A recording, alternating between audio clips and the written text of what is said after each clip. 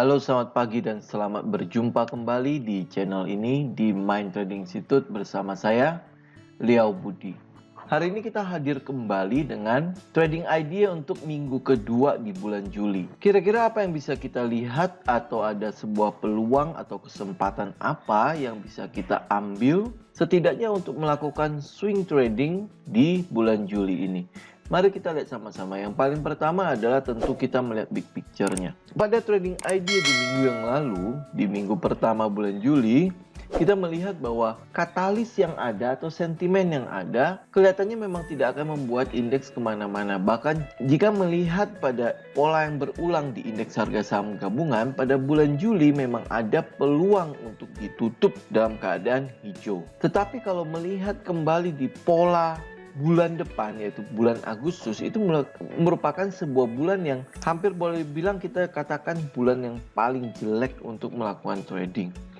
Dengan semua akselerasi, dengan semua data-data yang kita bisa kumpulkan dari global maupun dari makroekonomi Indonesia sendiri, kita melihat bahwa ada kecenderungan memang bulan Agustus akan menunjukkan hasil yang sama, yaitu akan ditutup dalam keadaan merah. Tetapi apakah itu merupakan sebuah pola yang pasti akan terjadi? Kita tidak tahu.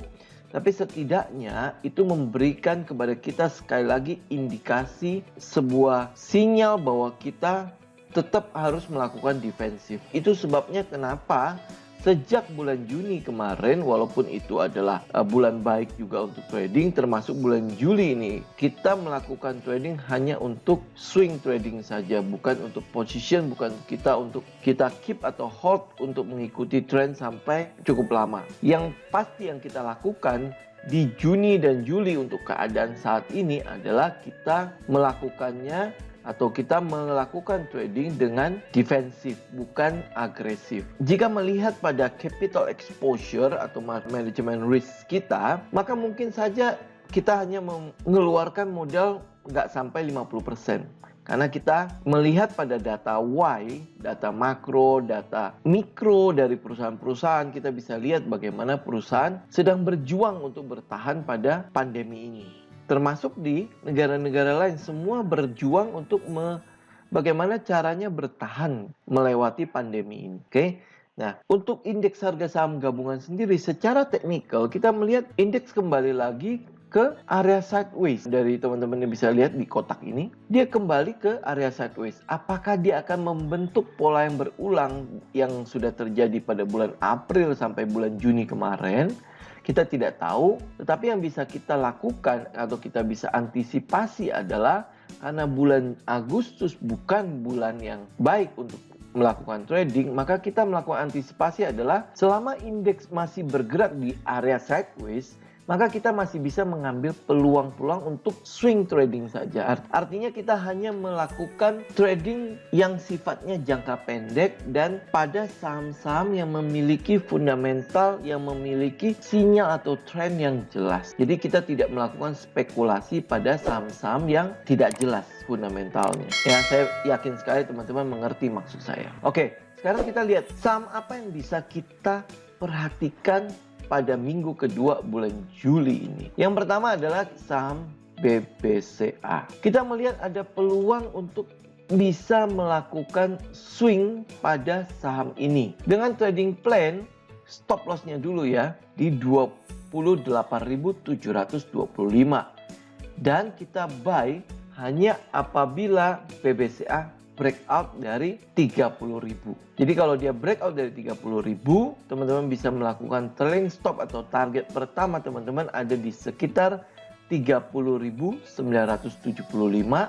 sampai sekitar 31.000, itu adalah trailing pertama teman-teman. Dan kalau dia break dari 31.000, ada peluang BBCA akan mencoba untuk menguji atau retest resisten 32.300.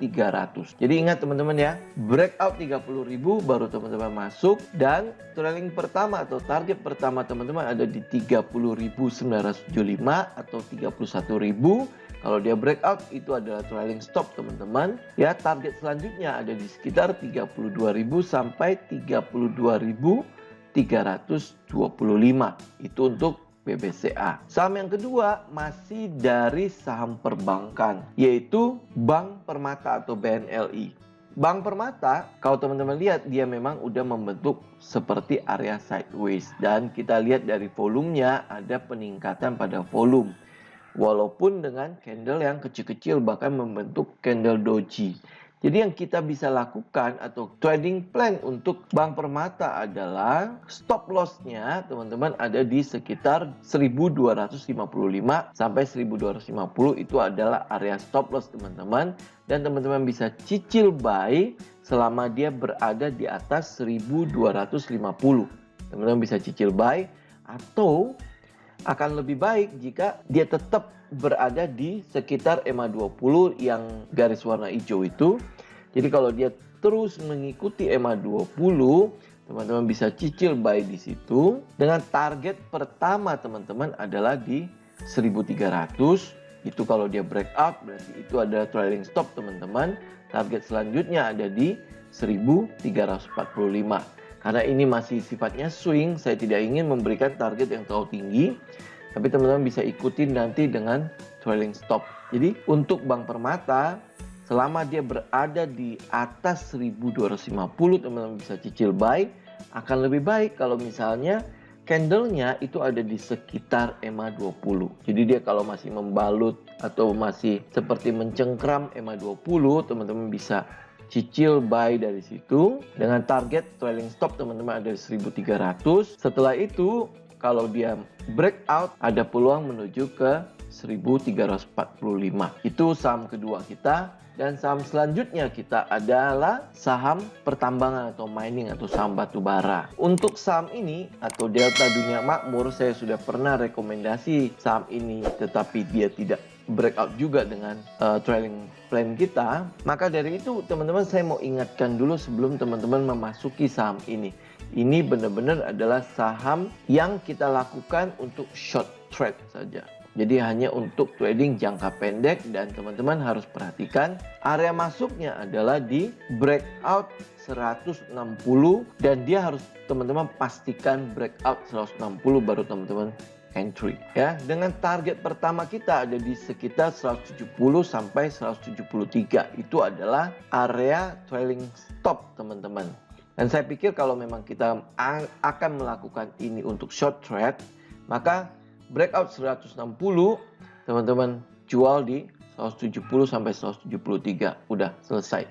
Jadi jangan diteruskan, kita hanya benar-benar short trade saja untuk saham Delta Dunia Makmur. Saham selanjutnya adalah saham consumer good, yaitu Kalbe Farma atau KLPF. Adalah kita buy on breakout di 1500 sampai 1510 dengan top loss-nya ada di EMA 20, ada di sekitar 1440 sampai 1430. Itu adalah stop loss teman-teman. Kalau teman-teman merasa sangat yakin dengan saham ini, teman-teman masih bisa stop loss di sekitar 1375. Tapi melihat marketnya seperti ini ya, saya cenderung untuk teman-teman taruh downsize-nya tidak terlalu jauh. Jadi ada di sekitar EMA 20 saja. Itu adalah downsize atau stop loss teman-teman yang bisa teman-teman lakukan untuk di KLBF ya. Dengan target pertama kita ada di sekitar 1685 sampai 1700. Kita tahu KLBF ini adalah salah satu saham yang mendapatkan momentum karena corona ya, hanya penjualan vitaminnya dan lain sebagainya itu cukup laku, dan secara fundamental memang ini adalah saham farmasi yang cukup bagus ya. Tapi kembali lagi teman-teman harus ingat tujuan awal, kita hanya melakukan trading swing saja, bukan melakukan trading position atau investasi di sini. Jadi sesuaikan dengan trading plan teman-teman. Jadi untuk KLBF kita stop loss di sekitar 1440 atau di sekitar EMA 20, dengan buy atau entry kita ada di sekitar 1500 sampai 1510. Kalau dia break dari situ, targetnya kita atau trailing stop pertama kita ada di 1685, dan kalau dia breakout dari situ kita masih bisa trailing di 1800, 2000 sampai target kita ada di sekitar 2200 ya. Karena ini swing, saya berharap teman-teman benar-benar ketat dalam menggunakan atau mengaktifkan trailing stop tersebut. Saham selanjutnya adalah saham SCMA atau Surya Citra Media. Trading plan untuk saham ini adalah stop loss teman-teman ada di 1100 dan area buy kita ada di 1200. Jadi kalau dia breakout dari 1200, teman-teman bisa mulai entry dengan target pertama kita ada di 1345 dan target selanjutnya ada di 1500 sampai 1560.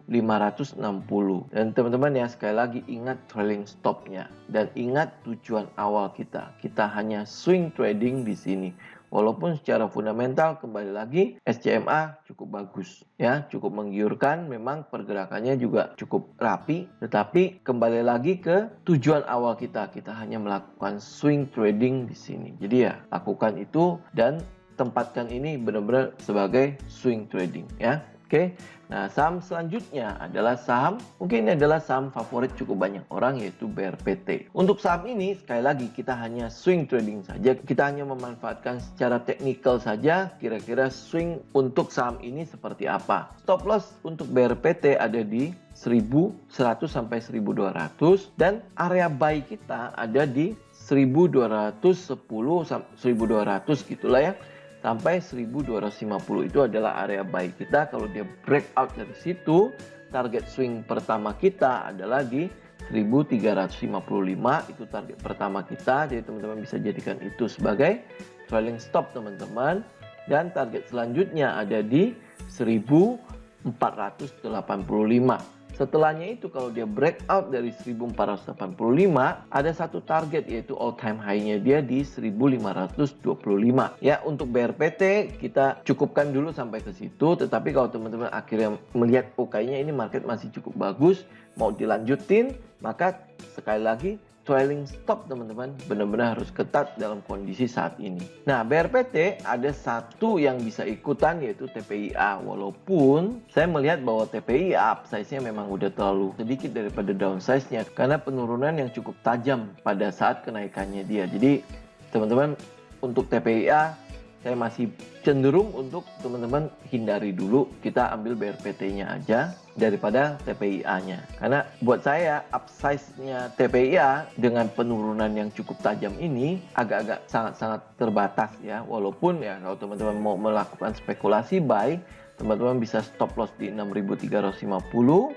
dengan buy area kita ada di 7.150, teman-teman bisa buy di situ. Target pertama kita ada di 7.425 sampai 7.825. Itu kurang lebih untuk trading plan untuk TPIA. Tapi buat saya jauh lebih baik teman-teman ngambil yang BRPT daripada TPIA. Demikian teman-teman, ada sekitar 6 sampai 7 saham yang bisa kita rekomendasikan, yang bisa kita jadikan trading idea kita pada minggu ini. Jangan lupa teman-teman catat semua trading plan teman-teman agar teman-teman punya patokan pada saat trading nanti. Jadi catat itu semua dan itu nanti juga bisa menjadi bahan evaluasi teman-teman. Kenapa saya membuat trading plan seperti itu? Seperti apa sih yang saya lihat dalam trading plan ini, dan jika akhirnya saya memasuki saham tersebut, nanti teman-teman juga bisa melakukan evaluasi kenapa saya melakukan buy pada saham ini. Dan saran saya dan mungkin untuk penutup buat video kali ini adalah teman-teman jangan pernah takut melakukan kesalahan dalam trading. Justru kesalahan-kesalahan tersebutlah akan menjadi sebuah batu loncatan untuk kita belajar, untuk kita bisa mengetahui di mana kelemahan kita agar kelemahan tersebut kita bisa perbaiki dan kita bisa mungkin saja menjadikan itu menjadi sebuah kelebihan nantinya. Baik teman-teman, demikian video kita kali ini. Demikian trading idea kita kali ini. Semoga bermanfaat. Semoga juga bisa mendatangkan profit cuan buat kita di minggu kedua bulan Juli ini. Sampai bertemu lagi di video berikutnya. Salam tim.